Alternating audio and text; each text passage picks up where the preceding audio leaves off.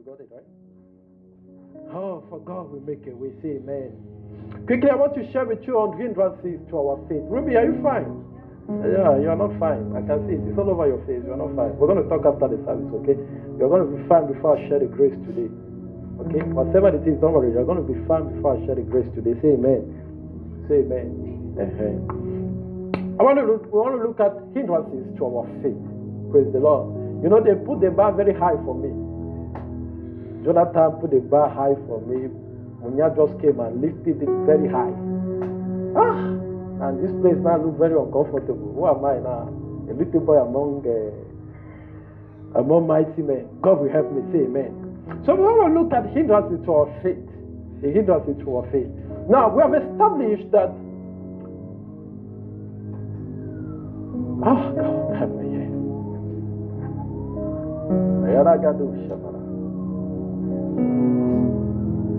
close this? Should I? Okay. Albert, are you with me? Thank you. We have some couple of scriptures to look at.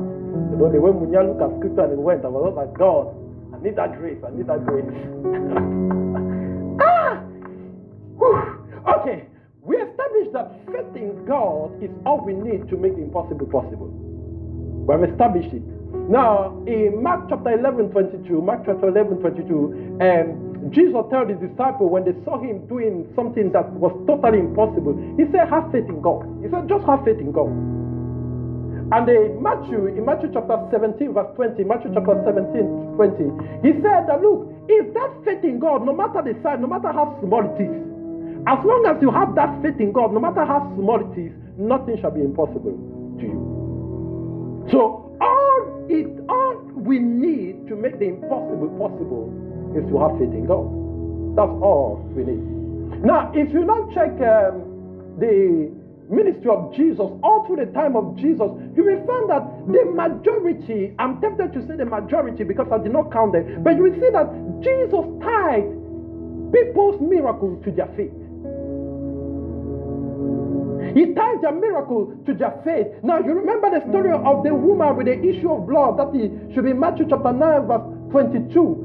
Matthew chapter 9, 22. The woman with the issue of blood, Jesus told her, your faith has made you whole. It was not my power.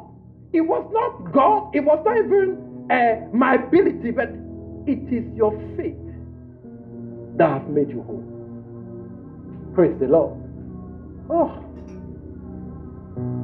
Okay, so he told her, your faith has made you whole. Now, he told the blind man Bartimaeus in Mark chapter 10, verse 52, Bartimaeus, he told Bartimaeus, your faith has healed you.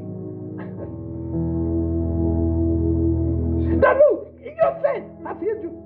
Your faith has healed you. If you read the story of the woman with the alabaster box, you remember? I think that was Mary. She came with the alabaster box and she broke it and said, Jesus told her, your faith has saved you.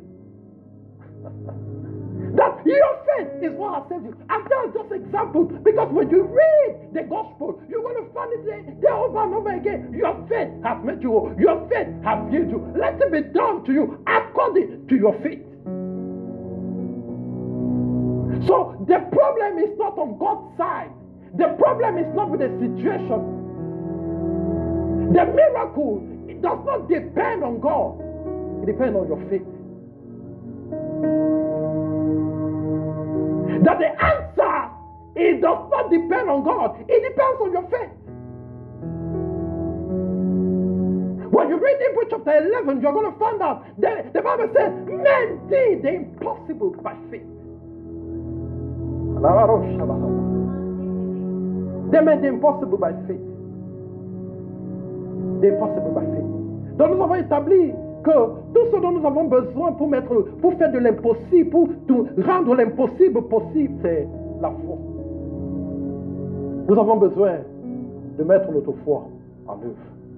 Et lorsqu'on regarde le ministère de Jésus, on va se rendre compte que Jésus a attaché le miracle des gens à leur foi.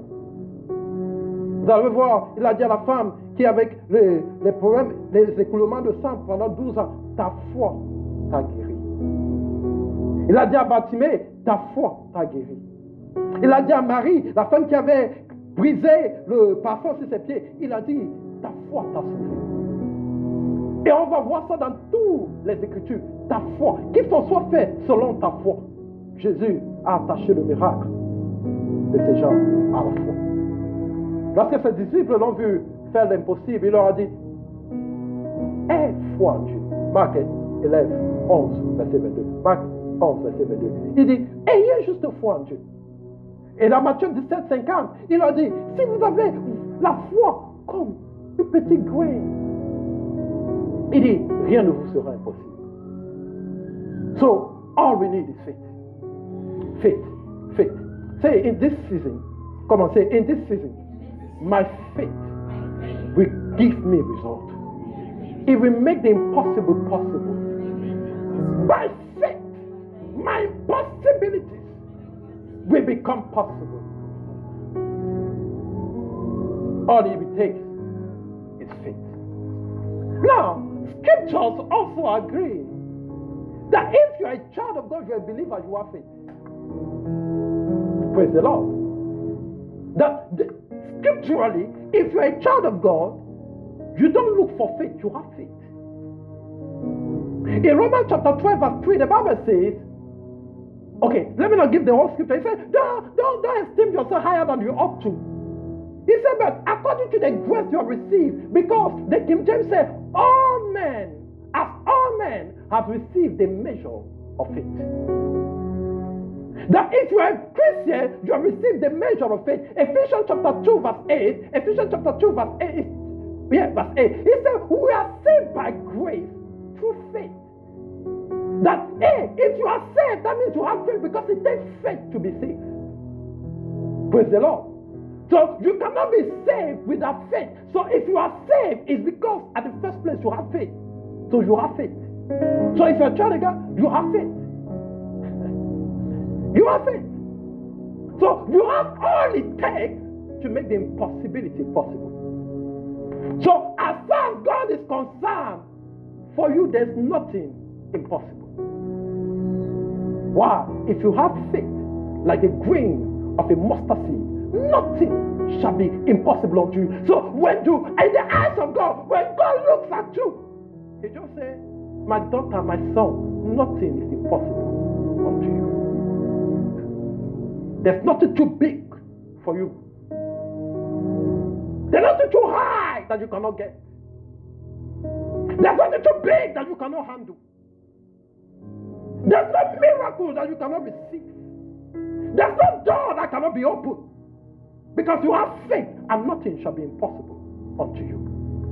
Dans selon les Écritures, si tu es un enfant de Dieu, tu as la foi. Tu as la foi. La Bible dit que nous sommes sauvés par la foi. La Bible dit dans Romains 12, verset 3, que nous avons reçu une mesure de la foi. Donc si tu es un enfant de Dieu, tu as la foi. Tu as la foi. Et la Bible dit, la foi que tu as, c'est tout ce dont tu as besoin pour faire de l'impossible possibilité. Tu as la foi. Praise the Lord. Say, I have faith. Therefore, nothing is impossible unto me. You have to say with confidence, say, I have faith. I receive the measure of faith. Therefore, nothing is impossible unto me. That is what God is saying. That is scriptures. That is Jesus himself speaking. Not an interpretation of scripture. Not an understanding of man of scripture. But explicitly what Jesus has said. That if you have faith, it does not matter the size. It does not matter the level. If you have it, nothing is impossible to you. So you understand why men that didn't even know God as much as they have, Hebrews chapter 11, he said, by faith, they please God. And you wonder, can I be pleasurable to God? Oh, I've been trying. By faith, it is possible for you to please God.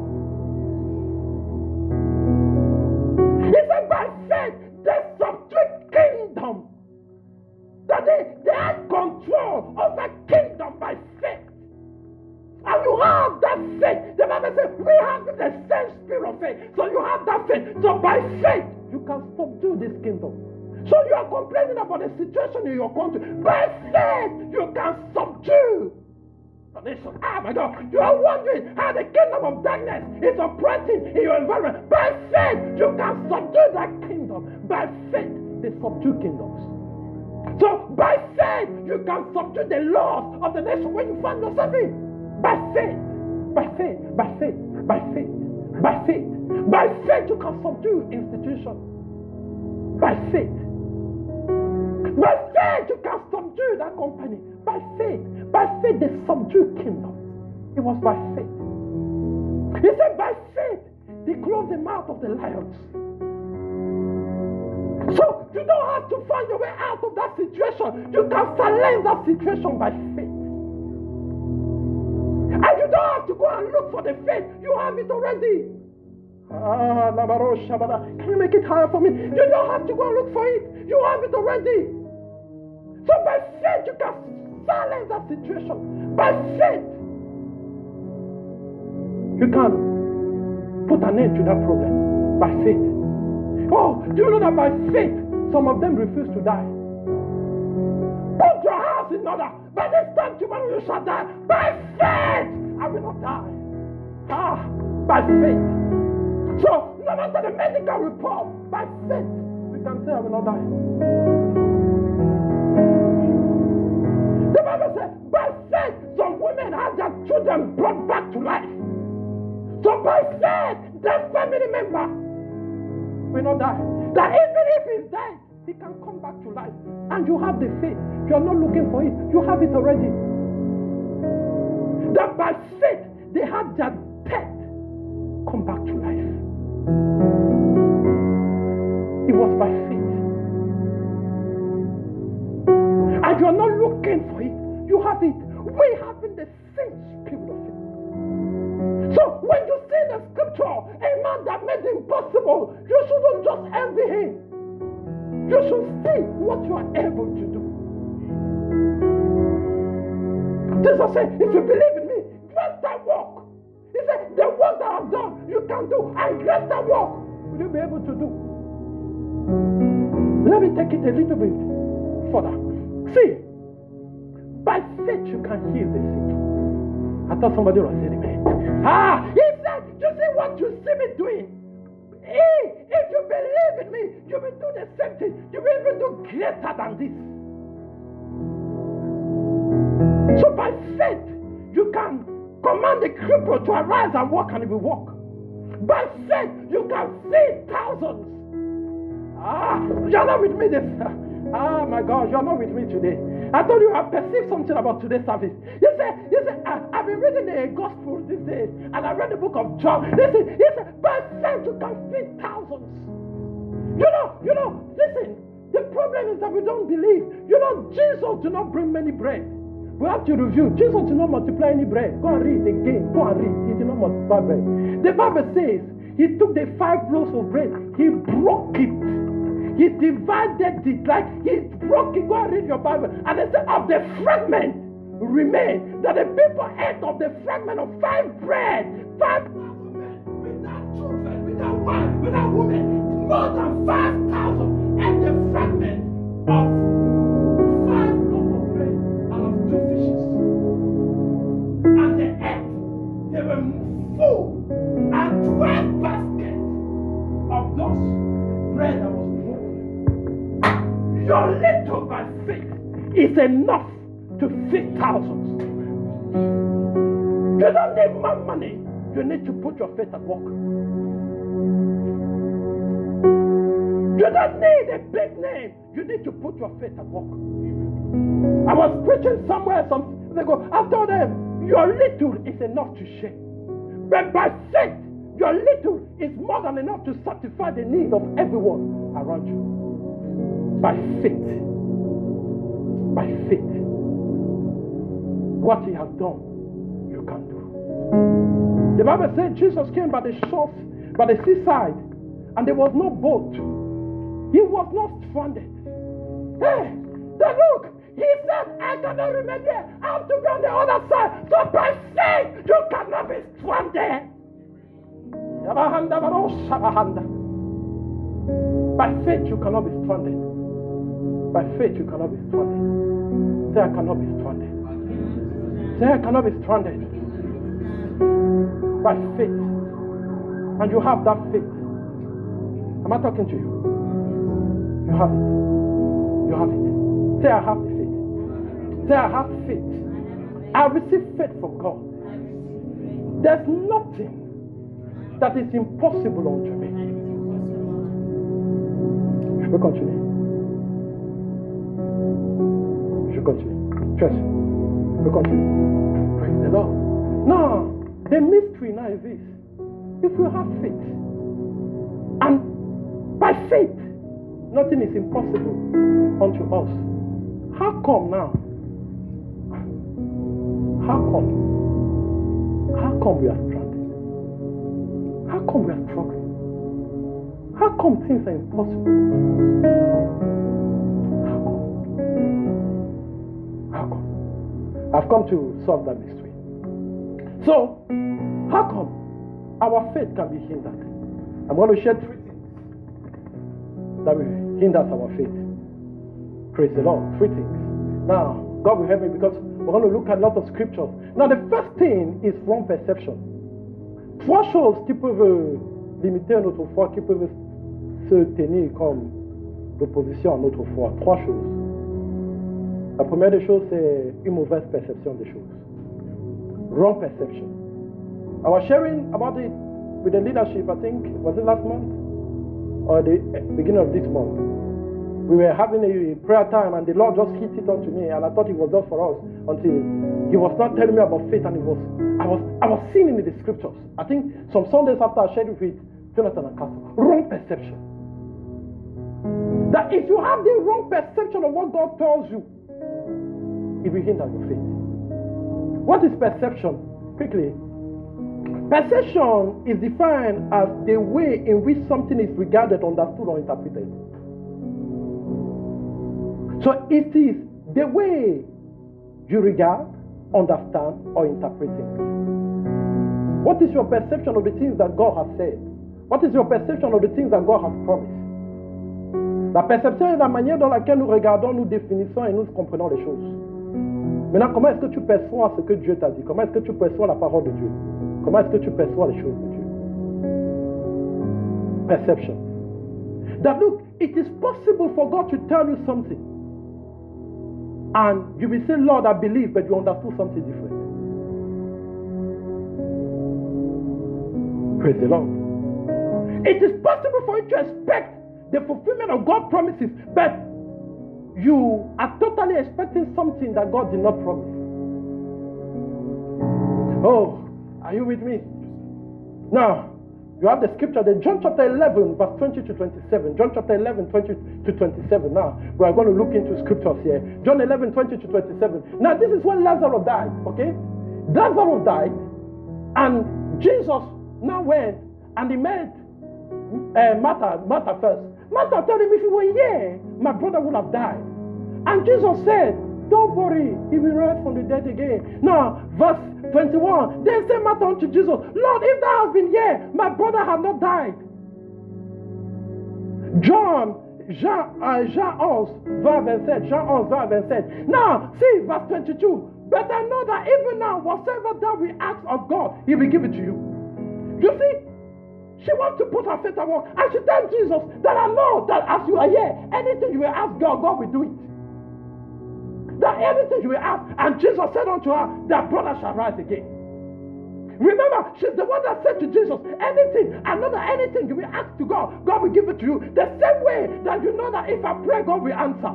The same way you know, oh, if I ask God, He can give it to me. If I pray about this situation, it can change. If I do this, I can have results. No, I know anything you ask of God, He will give it to you. And Jesus said, okay, your brother shall rise again. The same way God says, I will answer your prayer. I will make way for you. I will strengthen you. I will do whatever you are asking me. But see, verse 23. Now see wrong perception of Jesus. 24, Martha said unto him, I know that he shall rise again in the resurrection at the last day. That Jesus is telling her, your brother shall rise again. That as I'm here today, your brother shall rise. She said, yes, I agree. But I know he shall rise in the last day, in the day of judgment. You see that wrong perception. Now see, Jesus is trying to convince her. May you be persuaded about the things of God in the name of Jesus. Oh, now, verse 25, Jesus said unto her, I am the resurrection and the life. He that believeth in me, even if he is dead, shall live again. And if he lives, he will never die. Now see our answer. Why you? 26. And whosoever liveth believe, 27. Now this is Jesus. Jesus is trying to make her understand that your brother shall rise again today. 27. She said unto him, Yea, Lord, I believe that thou art the Christ, the Son of God, which should come into the world. But no, wait. Verse 26.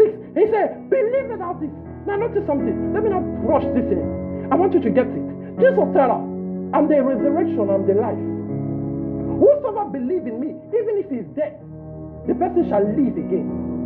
And whosoever believe in me that lives shall not die. He said, do you believe it?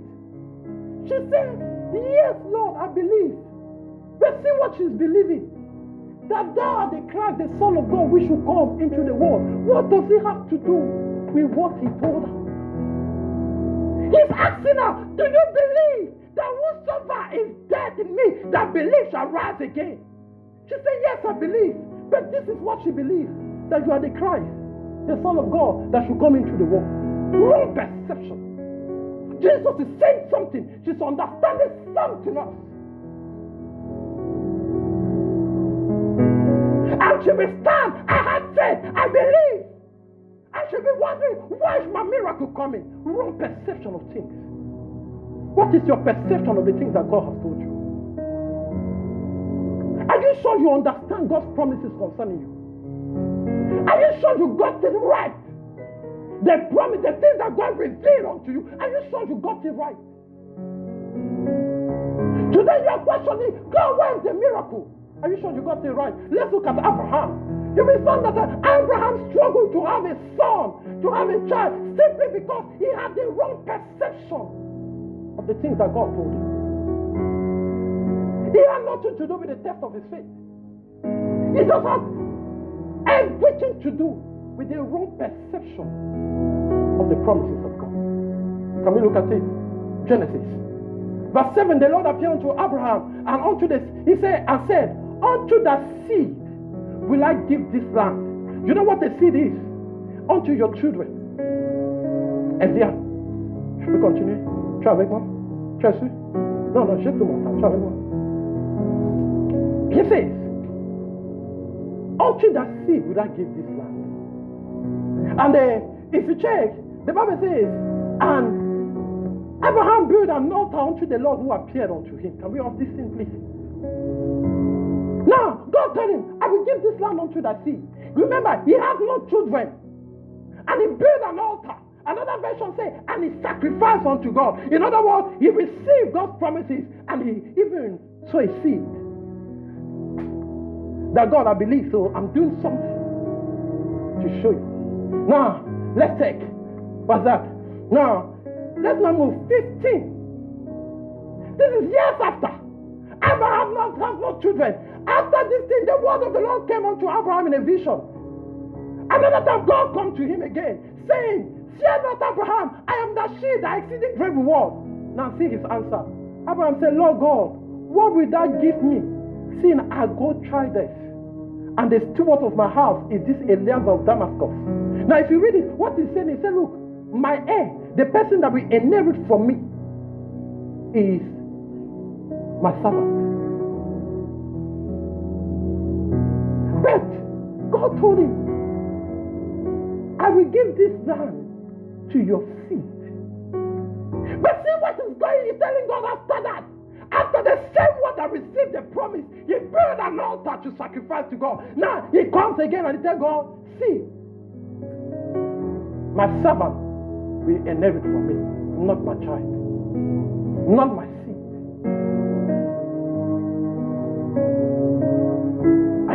Are you getting what I'm saying? Do you understand me here? Wrong perception. Now see, God now tell him, don't worry, I will give you, it's your seed. I will give you a son, I will give you a child. Let's move to chapter 17. I hope I did not miss anything there. Did I? Or should we get it again? Okay, no, wait. And Abraham said, behold to me. Give me verse 4, verse 5. Quickly. I want to be sure I did not get anything. Was born in my house, my heir. And God said, I shall not be the heir. And now God telling me, shall not be your heir. Okay, now thank you. This is where I was looking. Now God now tried to persuade him.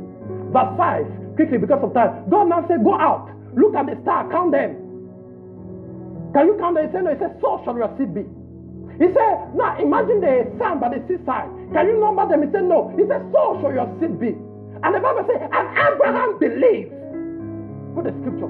He said, and Abraham believed, and it was counted unto him as righteousness. That Abraham believed. He believed. That God promised. And he said, God, I believe. Oh, I have faith, and he rejoiced. And it's the Bible says, and it was counted unto him as righteousness. Chapter 17. The word says, see, now I'm with that child, I'm not old. Go to my servant. I have a child with her. And Abraham says, okay. See, wrong perception. It's my seed. Any woman can carry the seed. And he goes to the servant. And he has Ishmael. And the Bible says God appeared to him again. And God told him, I will give you a child, your seed. And he told God, he said, look, behold Ishmael. Have you ever given an excuse to God that actually a child is a child, even the child of my sister is also my child, I must not carry it?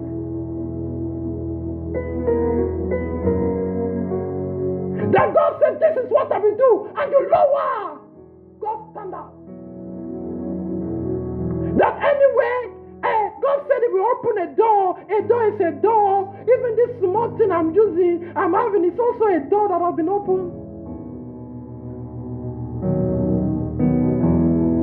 What is your perception of things? He has been saying, I believe. But the problem is this, he had the wrong perception. He did not understand what God was saying. That God not told him that, listen, I will give you a child to your wife, to Sarah. Sarah will carry, she will bear a child. Forget all these things. You have not been understanding what I've been saying. Listen to me. Dare to take God at his word. When God speaks, he means what he's saying. And you know what I love about God? God is intentional. He's specific when he speaks. You have to take it as he's saying. Don't try to then begin to give and to make the word of God to suit your circumstances, to suit your belief, to suit your condition. No, align to the word. That if God said, this is what I will do, that is what he wants to do. Don't say, probably God meant this. No. When God speaks, he means what he's saying. I will give you a seed. Your wife shall carry a child. He meant that. Not go and adopt. No, a child is a child. No. I meant, when I say Sarah, that is what I meant. That a condition may not fit what I've been saying, but it's my word. Is somebody understanding the things I'm saying here? Are you sure you have the right perception of the things of God? See, God is not a man. Don't see him as a man. Don't begin to treat God as a man. Don't begin to walk and function with God as if he was a man. Listen, I was meditating some years back, and one day God told me, look, try to imagine how big I am. And the scripture that says, and the Lord have his throne in heaven, and he maketh the earth his footstool. And I imagine one big, imagine how big the world is, and it's just a footstool for God. I can imagine how big it is. After I imagine, I now remember this song, here all the whole world in his hand. And I check the world as one little thing on the palm of my hand. And you know what God told me? God says, I am far bigger than that. He said, look, as your mind has no limitation, your mind is too small to imagine how big I am. See, don't see God as if he was a man. He's not a man. Listen, he told Moses, he said, I am not a man. You know, we just go to lie and not the Son of Man to repent. No, the thing is that he was not talking, it's not just about the lie. What he was telling him, don't see me as a man. Don't see me as a man. Something may look impossible to you, it cannot be impossible to God. A man can be stranded, God cannot be stranded. A man can rethink. The Bible says with him there's no shadow of turning. That God does not change his mind. That if God said this is what I will do, no matter what is happening in the whole world, God will still stick to what he will. And let's take something. Abraham has been wavering, God has not changed. God has not changed. He has been getting older, the words have been getting older, but the word of God has been consistent, it hasn't changed. Through that seed, I will give the promise. So don't change his promises. Don't change his word. Don't change it. Because he has not changed. Have you seen when Jesus was talking to Martha? He has not changed. So your brother shall rise today. No, he will not change. We will not wait till tomorrow. We will not wait till. No. And God is still consistent to his word. He is still consistent to his promises. The earlier you believe, the better. That the problem with Abraham was the wrong perception of things. Are you sure you understood what God told you? Before you wonder, God, what is not coming? Why is not happening? God, what is happening? Before you wonder, why is the problem? Are you sure you got it right? Are you sure you got it right? The last one is Moses. I told you, don't bring God to the level of a man. Don't try to reason God in your mind. No. Take him as, listen, when God speaks, just take his word. Don't try to reason it out. Don't reason it out. It's better for you to go and ask God, God, what do you mean? That you now begin to use your mind, your human reasoning to begin to get something out of it. No. Ask him, God, what do you mean? The Bible says, Mary told him, how will this thing be? That look, I want you to be sure that I'm understanding this thing. I am a virgin. I've never known a man. I cannot be pregnant. Please explain this thing. Let me get it right. Let me get it right. And sometimes we have to be like her. That when God speaks, don't be so fast to take it and leave. That you have to ask God, God, I want to be sure that I'm getting what you're saying right. I want to be sure that I'm getting it right. I want to be sure that I'm believing the right thing. Let me tell you, before, give me. The children of Israel begin to complain and they want to eat meat. In a place where there's no farm, there's no shop. And God, Moses turned to God, and God told Moses, see, by tomorrow, they will eat meat, not 1 day, not 2 days, for a month, to the point that meat will come out of their nostril. And see what Moses said, God, even if we kill all the cattle we have here, He will not give us meat for 1 day. My God. See, when God promises, it does not depend on you. It does not depend on what you have. It does not depend on what you don't have. It does not depend on your abilities. It does not depend on your strength. It does not depend on your weaknesses. Listen to me. God can do without you as He can do with you. Then look, when God promises, He relies on His own resources, on His own abilities. Remember, He's the creator of the whole universe, and He can still recreate. So, if you feel you are weak, remember He gives strength to the weak. So if He takes strength, He will give you the strength.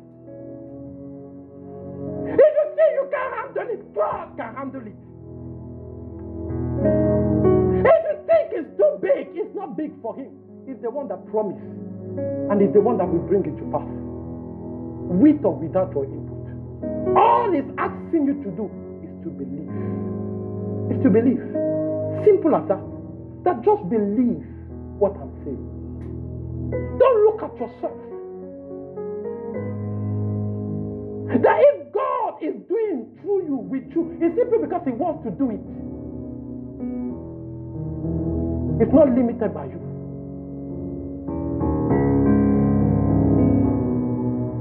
Oh my God. The second one is unbelief. Because the wrong perception will cause you to believe wrongly. So you are believing, but you are believing the wrong thing. So when you are expecting God to do you, what you are expecting, God is not ready to do it. And God will be waiting for you to believe what He said. And now, each time your belief is wrong, you are in unbelief. That unbelief, oh, when the Lord told me about this, when the Lord put my eyes to it, I was so blessed, and I said, my God, sometimes we're in unbelief, we don't even know. The unbelief is believing anything different from what God has said.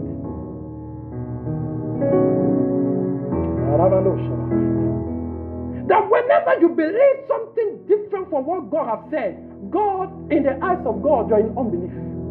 You're in unbelief. Non-belief. Now, are you there? Oh my God, time. I'm out of time. Numbers chapter 13, 26 to 32. We will read it. Now, this is the story, the account of the children of Israel at the entrance of the promised land. Now, these people have traveled all their life to get to that place. At the door of their miracle, they bring them a report. They come and see, oh, that land is just as God has said, but there's a problem. We have challenges. Challenges we cannot handle. And the people believe the report of the people. And they forget about God's promises.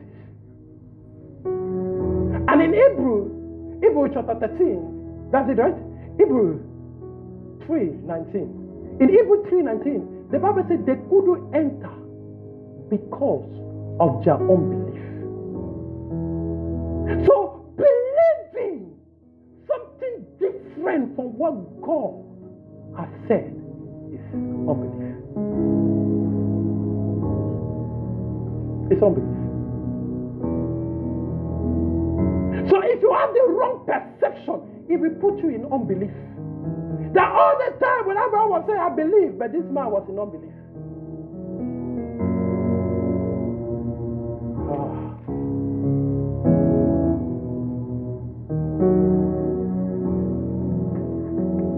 Now let me tell you. Don't allow. Oh, I will get that last. Now, give me the last part. The last one. Because of time, let me jump to that one. Numbers chapter 20, 7 to 12. God tells Moses, the children of Israel need water, and God tells Moses, speak to the rock. Now, I have a problem with this teaching. Where they say, anger push Moses. God is clear. He did not believe. Are you there? And the Lord spake unto Moses, saying, take the rod and gather the assembly together, thou and Aaron thy brother, and speak unto the rock before their eyes, and it shall give forth this water, and thou shalt bring forth to them water out of the rock. So thou shalt give the congregation and your beasts drink. Verse 9. And Moses took the rod from the Lord. Check the rod, because I want to show you that. And as the Lord commanded him. See, as the Lord commanded him, he took the rod. So he took action. And Moses and Aaron gathered the congregation together before the rock as the Lord commanded. And he said unto them, yeah, now you remember, you fetch Jesus. Verse 11. And Moses lifted up his hand, and with his rod, he smote the rock twice, and the water came out. Are we there? And the congregation, verse 12. And the Lord spake unto Moses and Aaron, he said, because ye believe me not. Now, let me tell you, don't allow your experience to rob you of God's promises. Because if you read Exodus chapter 17, you will understand why Moses hit the rock. The same issue happened. And God told Moses, hit the rock. And he hit the rock, water came out. Now Moses found himself in another situation. He said, but what should I speak when the first time I hit the rock, water came out? So he chose to do what he thinks and what he knows works, rather than what God has said. The Bible says he struck twice. Once water did not come out, he tried again the second time. He insisted in his unbelief. Can you trust God beyond your experience? That from my experience, this thing do not work. From my experience, it does not work this way. From my experience, I cannot get this. I've tried this before, it has not worked. I've prayed like this, it has not worked. Can you just do what God has asked you to do? Can you just believe? See, God is not limited by location. He's not limited by men. He's not limited by circumstances. Daniel said he rules over the affairs of men. Listen to me. God never compromises. Do you know that God will rather destroy the whole world for his promises concerning you to come to pass? He will recreate the whole world rather than changing his mind. That's how God works. So forget about your experiences. Forget about what you know. Forget about what works, what does not work. Just believe. The last one is doubt. I'm going to get in details on that next month if God permits. Doubt. After wrong perception, I believe, in my own opinion, doubt is the most dangerous one. Because unbelief, you know you don't believe, you can still persuade you. You know, doubt is very subtle. To doubt means to waver. It means to waver. It means to be uncertain. Now, doubt is characterized by inconsistency. It is characterized by instability and by lack of persuasion. A doubter is double-minded. Today he believes, tomorrow he doesn't believe. That's why I waver. Yes, God has promised, I believe it will happen. It will happen. Tomorrow, no. I'm not too sure. Dare to be persuaded.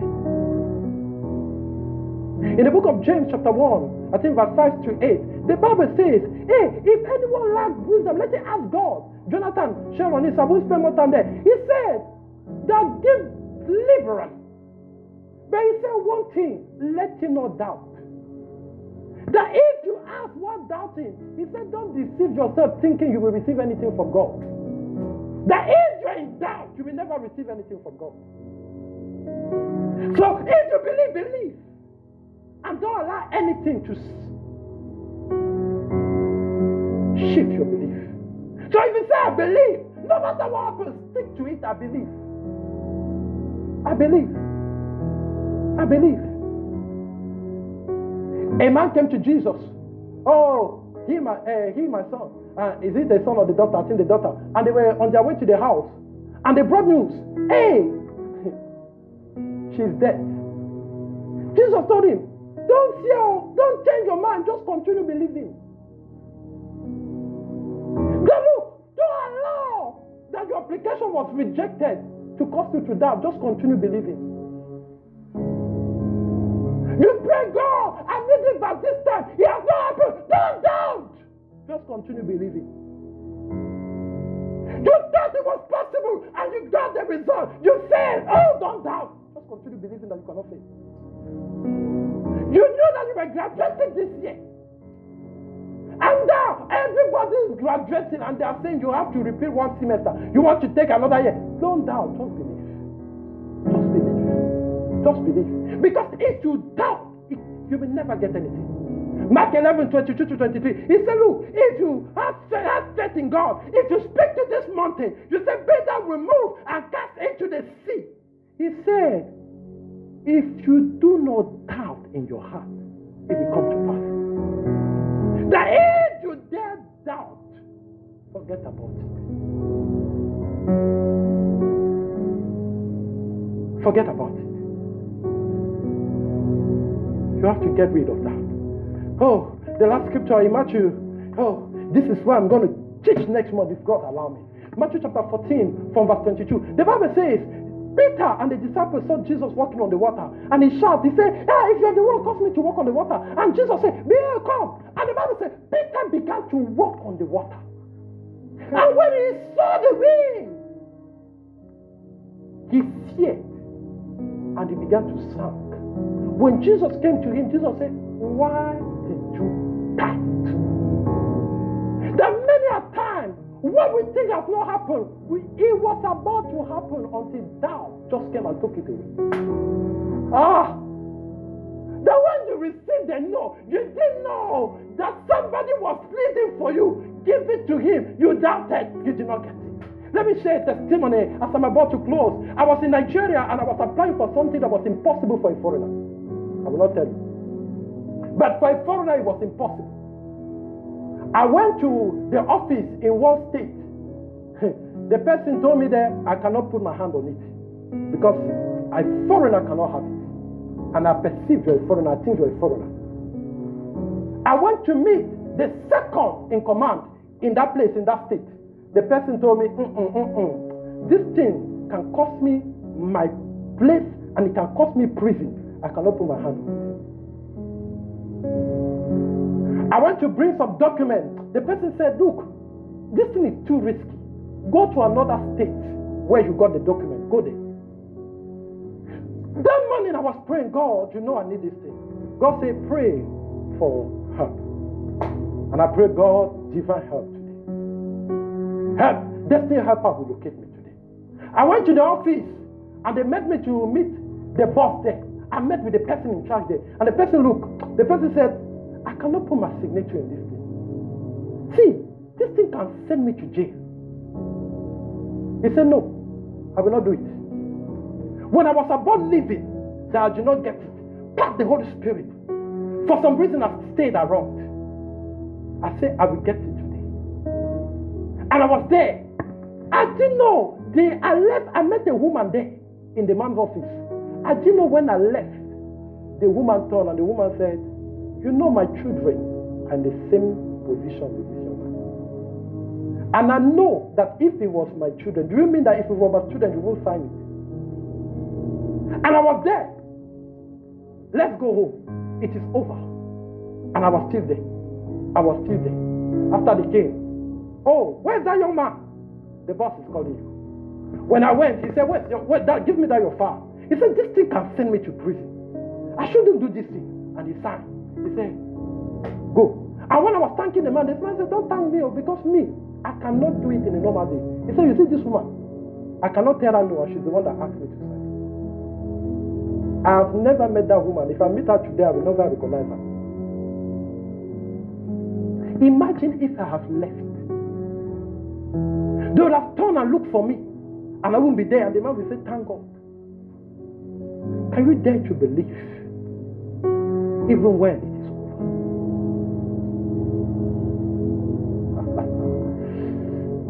Can you dare to believe, even when it is over? Hey, student, can you dare to believe that you are succeeding when they failed you everywhere? In fact, they told you better change course.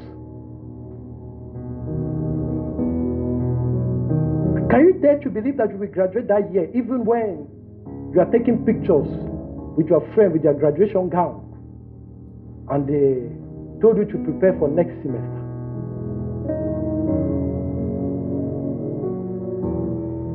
Can you dare to believe that you will have the job at that place, even when they told you we are sorry, there's no place for you?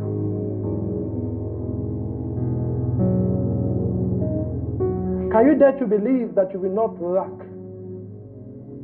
even when your account is totally empty? And everywhere where you can get money, they say don't expect anything from us. Can you dare to believe the yes when you receive them? Can you dare to believe the open door when they say there's no door can open? Because if you doubt, you cannot receive anything from God. For He will make a way He will make a way. That even if your back is against the world and the seems as if there's no way, God will make a way. That the miracle is because of Him, by Him, through Him. It's part of the situation. Can I close? I want you to pray. Can you be on your feet? I told you, we're going to get it right in this season. What is that thing that you have given up on and you know it is impossible? Can you prepare your offering? We want to close. You're going to call upon God for that same situation. I want you to speak to that Monday. But this time, you will not doubt.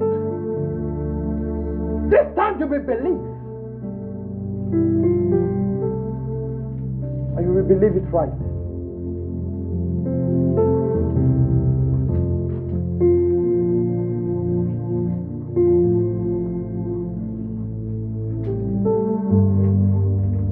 It's yours. Ayala Baruch.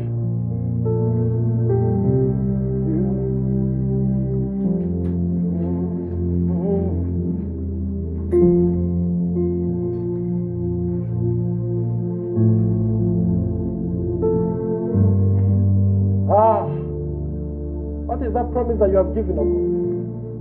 Ruby, what is that situation? Let's change it, okay? Let's change it. Your grade can change.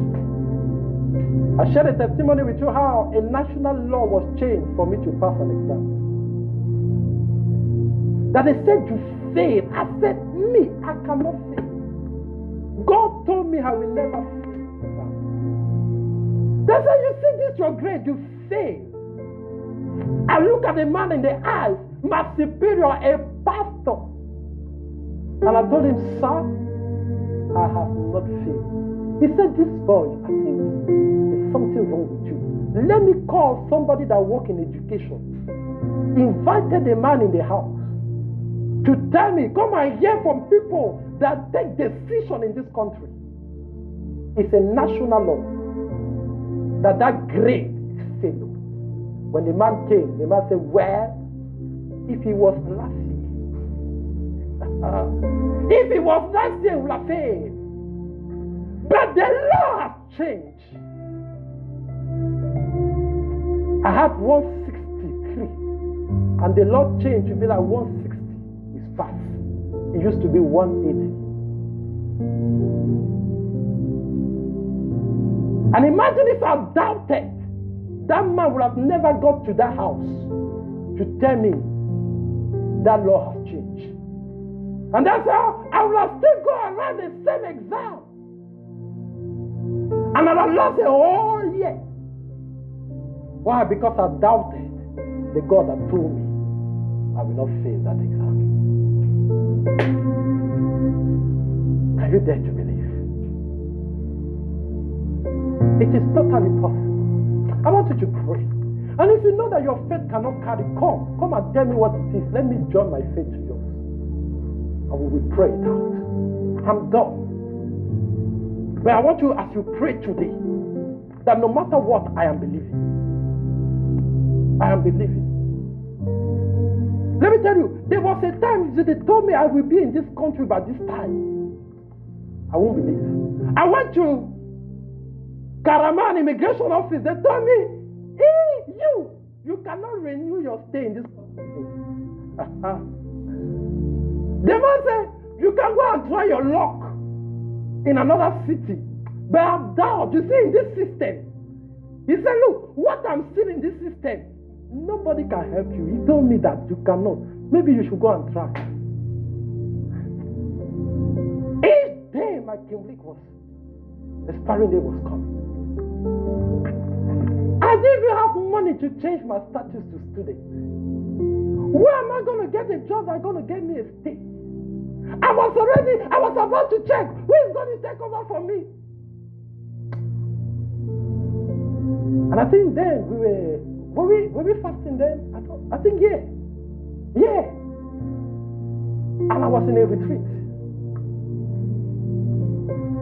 Yeah, that was November last year when we were fasting. And my mom was having a program somewhere. She was having a program, an international program. And she said, a man of God from Tanzania was preaching. And he started prophesying. And she said, in the midst of everyone, my mom has never fallen under the anointing in her own life. She said, the hand of God came upon her. She fell. And once on the floor, God began to reveal her my future. I said, go and sponsor that boy because he must continue his studies. Because, see, my plan for him must come to pass. My mom got up from there and she called me. She said, look, that thing that seemed impossible, that future must come to pass. I will do everything I can for it to come to pass. She said, go and look for a school no matter where in Turkey. I'm going to pay.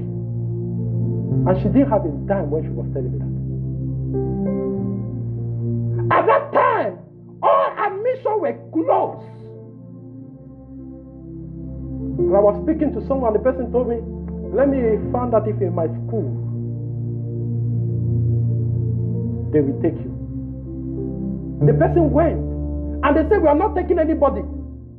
But they said, let the person apply. We will give you admission ahead of time. Admission has closed, but we will give you admission ahead of time. I applied. The person called the school. My friend has applied. The following day, I think, was it the following day or 2 days after, they gave me admission. Now remember, they were not taking any students. The next intake was in March, and my stay will have expired. And they said, he can come, we will give him the letter to go and renew his stay. Can you dare to believe? Can you dare to believe?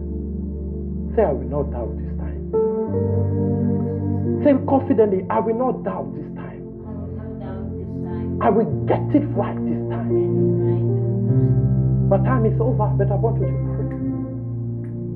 Now, you're not just praying that casual prayer that you used to pray, that you usually pray, and when you pray, you even forget about it. Because next Sunday, we're going to thank God about it. Praise the Lord.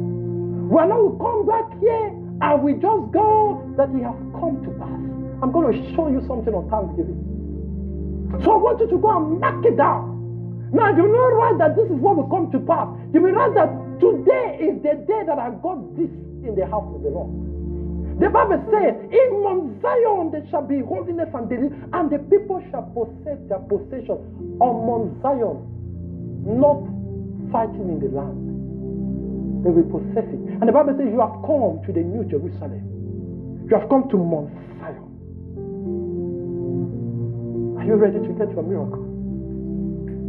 I told you, if you think you cannot handle it, come, let me join my faith to you and we will handle it. Are you ready? Can we take that song 2 times and we pray?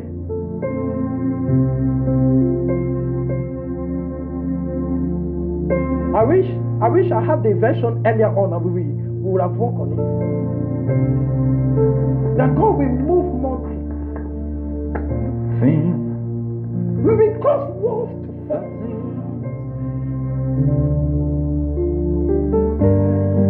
And they will come to pass simply because God will make it.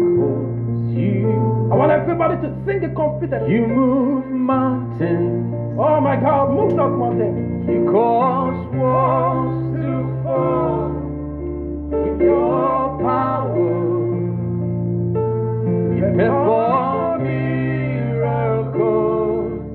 There is nothing that's impossible, and we standing here only because you made. 'Cause you move mountains, you cause walls to fall with your power.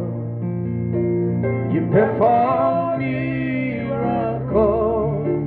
There is nothing that's impossible.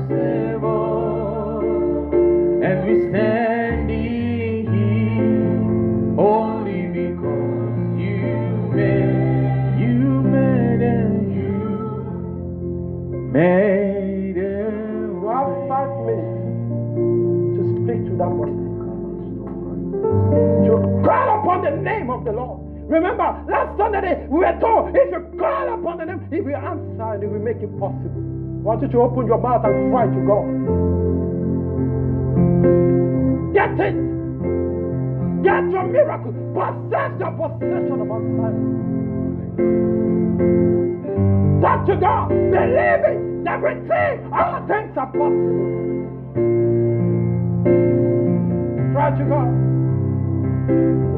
Cry to God. Cry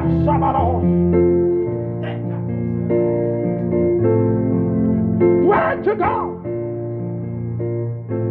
It is possible with Him. Oh, get your miracle. Command the mountain to move. Command the door to open. Command the problem to be solved.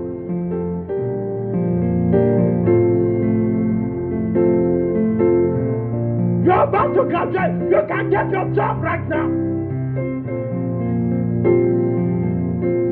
You can get that job right now. You can get your stay right now. You can get that money right now. That opportunity can come to pass right now. That business can be established right now. That dream can come to pass now.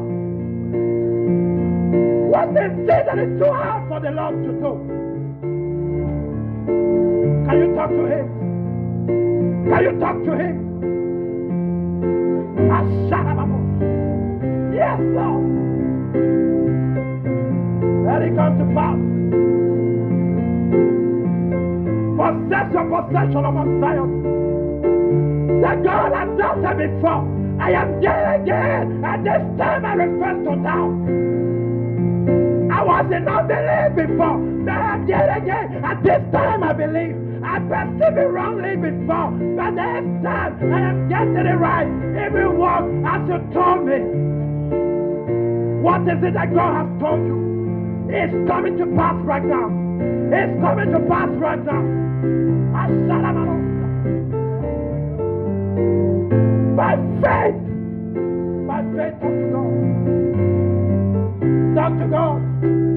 That dream can come to pass. That door can open. You can have that job. You can start that business. You can establish that business. You can graduate this year. You can have yes to that application. You can succeed in that exam. Your grade can be reviewed. Can you talk to God? Your grade can be reviewed. You can understand that course. You can be the best student in that department. It is possible with God. It does not matter whether you have what it takes or not. He has everything it takes. Can you dare to trust Him?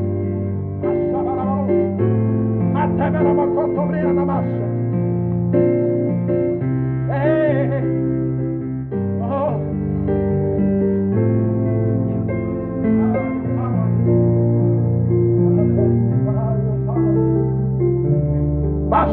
Come on, talk to God. I want you to talk to God.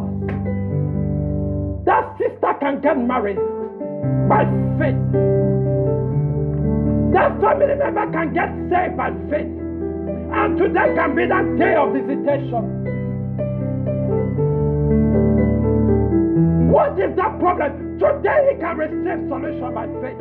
Oh, talk to God. Don't get tired. You can change the course of that family today, right now. You can change the story in your family right now. If you dare to believe, if you dare to believe, if you dare to believe, if you dare to believe, you can do what Jesus has done right now. want you to speak to that situation. You can subdue kingdom right now. You can even have your death coming back to life right now. You can silence opposition right now.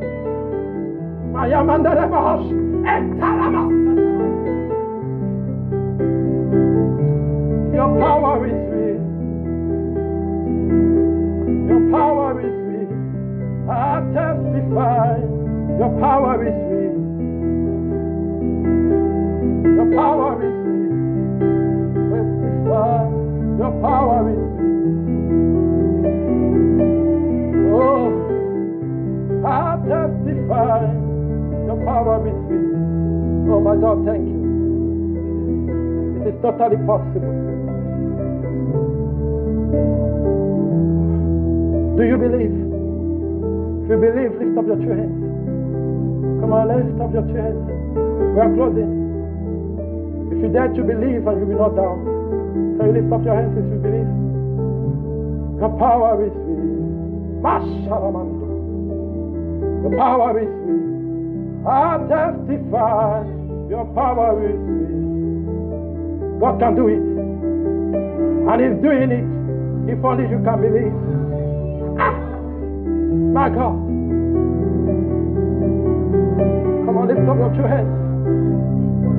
The Lord, I'm receiving my miracle. I'm possessing my possession. Today is the day is coming to pass. Today is that day.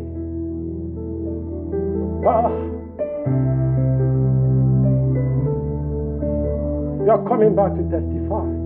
If only you dare to believe. I testify, power is me. That God rely on Himself to bring it to pass. Oh, we are closing. Father, thank you. Can you lift up your offering and let's close? Oh, my Father, my God. It's coming to pass. It's coming to pass. Oh, I told you I perceive it in today's service. Perceive it. My Father, my God, we say thank you. We know with you all things are possible. If only we dare to believe. My Father, my God, we believe, help our unbelief. We believe, oh God, help our unbelief. We believe, help our unbelief. Father, I thank you for the possession that your children have possessed today. My Father, my God, I thank you because you are bringing it to reality. Thank you, God, because it's coming to pass. My Father, I thank you because their faith is carrying results. My Father, thank you because they are getting that miracle. Whatever they have placed in your hearing, you say, as to be said in my hearing, so shall I do. I pray for every one of them, oh God, their confession will not change. None of them shall doubt this time. No matter the wind that will blow, God, they shall not fear. Ah, my God. I pray that this time their faith shall carry results. And they shall testify of everything they have called upon your name for. Because you said we shall call upon your name and you will answer us. Can you say, Father, thank you for hearing me? Come and say with all boldness, say, Father, thank you for hearing me. Thank you because you have answered me. I have prayed. I believe that I have received. You have to say with boldness, say, I believe that I have received. I will not receive. I have received. Your word says that if I pray, whatever things I will ask, believing that I have received, I will receive. I believe that I have received everything that I've asked of you today. Therefore, I have it. It is mine. I will not doubt. I will not change my mind. I will not look back. I will not fear. My confession shall not change. And my confession is that today, the 29th of November 2020, I receive what I've asked of you. That is my testimony. It shall not change. Because with you there's no shadow of turning. And because with you are not a man to lie. Neither are you the son of man to repent. Whatever you have said, you will do. And you said that anything I desire, if I ask in prayer, believing that I will receive, I will receive. It is your word, and it's coming to pass today. Say, Lord, I believe. Help my unbelief. Thank you, Father. Can you put your hands together for Jesus? Oh, my Father, thank you. Father, we thank you for our offering. May you receive it as a sweet-smelling offering. When you promised to Abraham his sacrifice, there's an altar in this place, Lord. Receive it as our sacrifice. That we have received our promise. And we know it is ours. Next Sunday we are coming, O Lord, with a thanksgiving offering to say thank you. Lord, accept our thanksgiving. In Jesus' mighty name we are praying. Amen and amen. Can we quickly share the grace? The grace of our Lord Jesus Christ, the love of God, the fellowship of